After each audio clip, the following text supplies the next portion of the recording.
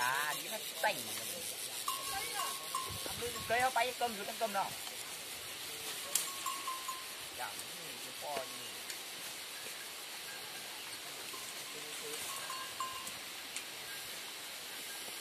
Biết cho các nước nó phải cái mắt tôi là khâu nó phải ăn cá được.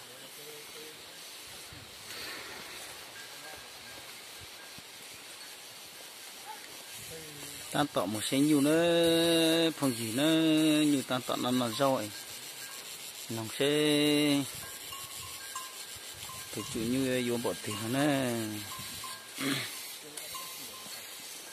nhà như mua tá xí thì bây giờ vô liền nó vô bán nó cho một nó nữa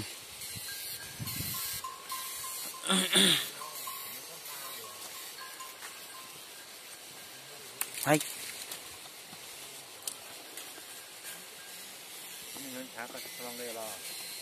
cái nó đánh trẻ xong mà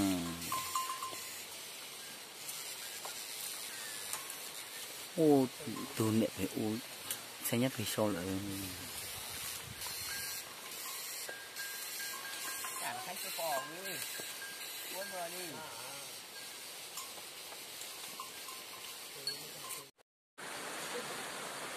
thế đi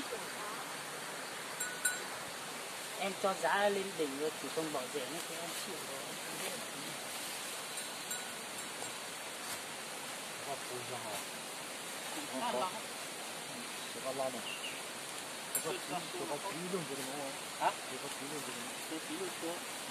Nó chó nó mà kia khoảng chó yêu luôn thì chả thì nó mua của nó mua vào cái gì rồi để lúc thì nó mua vào để nó đi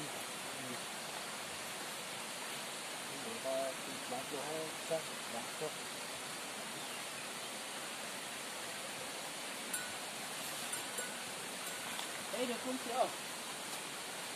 Còn nếu mà giá tất cả của em tổng ra là làm như thế.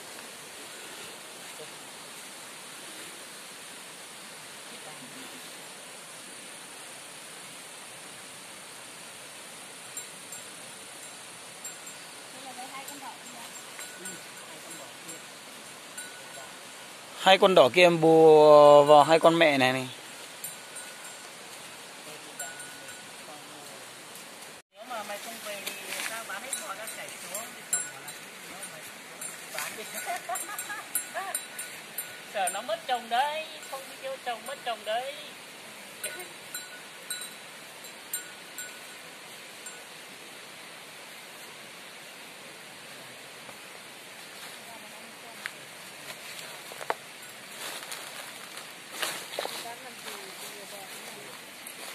Thì nó nói chung là bây giờ nó giá cả cũng bớt vay cái nuôi bò nó khổ vất vả và khô thì mình bán đi đỡ phải khổ, mình được bao nhiêu thì mình làm được bao nhiêu thì ăn bấy nhiêu ở nhà cho nó đỡ vất một tí. Như ngày xưa thì mình kinh tế chủ yếu là thuộc về trâu bò, nhưng mà bây giờ có nhiều cái làm ra tiền rồi, cần gì mình phải suốt ngày đi đồ làm gì thì bò em 8 con em cũng vừa bán hết đi luôn cho vợ, không ở nhà mua được bò về thì cho vợ cắt cỏ với mua cho vợ mấy con lợn nuôi mà đây lợn em đây nhà em nuôi lợn đấy có con chặt đó rồi Nhiều đồ để lên chả làm mua con chặt rồi là mua chỗ này thì bán nó có theo thị trường cơ mà, nhưng mà lợn mình ăn nó không hôi như lợn xuôi chị nhé. Ai thích nuôi lấy số của em. Nhà em chuyên cho bỏ cỏ voi với chuối không? Cỏ voi với chuối. Thế rồi. Nấu lên cho ăn à? Em cho ăn sống rồi, nhưng mà đông thế này nó ăn chanh nhau. Cỏ voi có băm cho nó không? Có ban đấy, cỏ voi mình phải ban mịn ra. Mình phải ban mịn ra cơ. Năm nay ai mua thì lấy số của em. Ở gần đây mua lợn này ăn nó chất luôn, không hôi không gì, mình bảo hành luôn. Không như lợn xuôi nó trở lên nó ăn mổ ra ăn hôi bỏ mẹ. Đây là em nuôi cả nhà. Thế em ở đâu? Em á, ở Hồng Ngài nữa mà. Hồng Ngài, tên Hồng Ngài đây này. Đây, vợ bây giờ ở nhà nuôi lợn cũng chả đi làm gì đâu. Đợt này nuôi hay chứ? Đây, hai con này đang bị gai nái.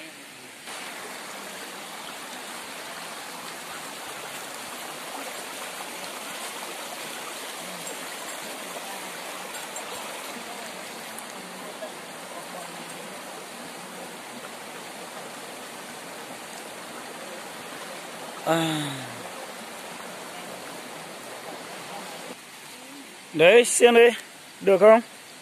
Được thì bàn luôn để không tối, nếu mà không được thì thôi, mà được thì nhưng mình còn đi được, đang sửa tối. Nếu mà bao giờ chị mà làm ngửa rồi không chê được đâu, tiền nào của ấy cơ, tiền